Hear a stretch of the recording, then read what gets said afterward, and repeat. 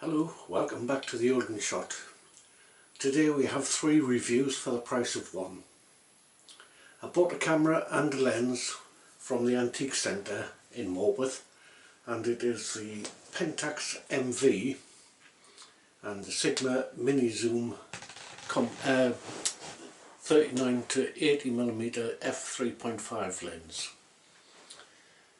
I shot it with Adox CHS 100 film, which was also new to me. This camera was introduced in 1979 as an aperture priority interchangeable lens SLR camera, which followed the path towards more automation. There is no manual exposure, just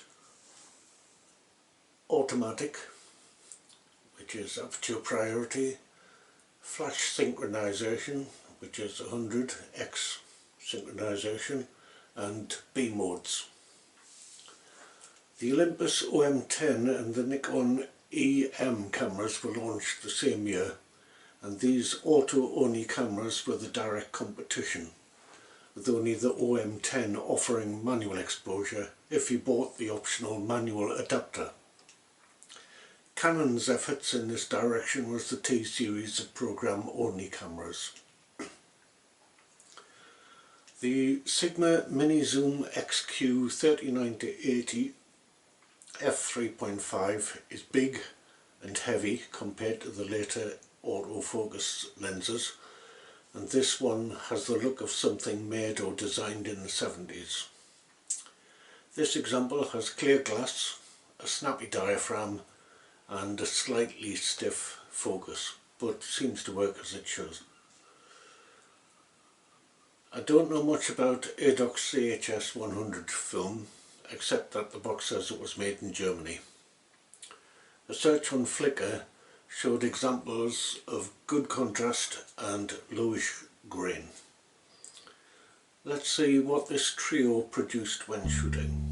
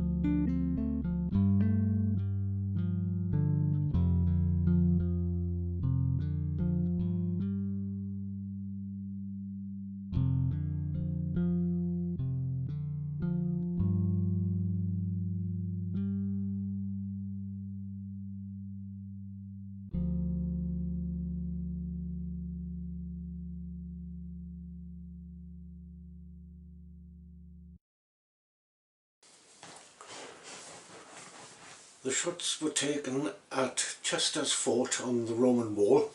It was a sunny day, and although cold at home, this inland valley site by the North Tyne was lovely and warm. The first 3 shots went well, but on the 4th the shutter stayed open for a couple of seconds, and subsequently the LED exposure indicator wasn't showing, so I assumed the batteries had expired. No problem, I was using the 100 ISO film, and the camera has the mechanical flash sync mode at 100th of a second, so I used the sunny 16s method, slightly modified of course for the north of England, so it was really sunny 11s. The only shots not at f11 are where I was shooting on the shaded side of holes, and these were at 5.6. The lens has 3 rings, a broad one for focusing, a narrow one for zooming, and an even narrower one for changing the aperture. It took me a little while to know which was which when looking through the viewfinder. Zooming moves internal elements so the physical length doesn't change except when you focus, of course. The photos were acceptable, but I don't think this lens is tack sharp. The film, as my research predicted, good contrast and reasonably fine grain. I don't like it as much as the similarly priced FP4 Plus, so it is more likely that Ilford will get my money in the future. If cleaning the battery compartment improves reliability, I think the £40 paid for the camera and lens would be a good deal. We'll see. I've got a slight worry now about my digital camera. I've just tried to clean the front of the lens because I thought there was a fingerprint on it. When I looked closely, it was fungus. It's my youngest lens, I suppose, in all my collection, and it's only about the second or third lens that I've ever had fungus on, so I'm not too happy with Sony for that. It's their AF kit lens. I might at some stage try and take the front element off and clean the fungus, but at the minute you're looking at me through fungus. It seems to be okay at the minute, but if it gets any worse I'll have to do something about it. Anyway, that's it for now. We'll see you again soon. Thanks for watching. Bye. Hello, socks.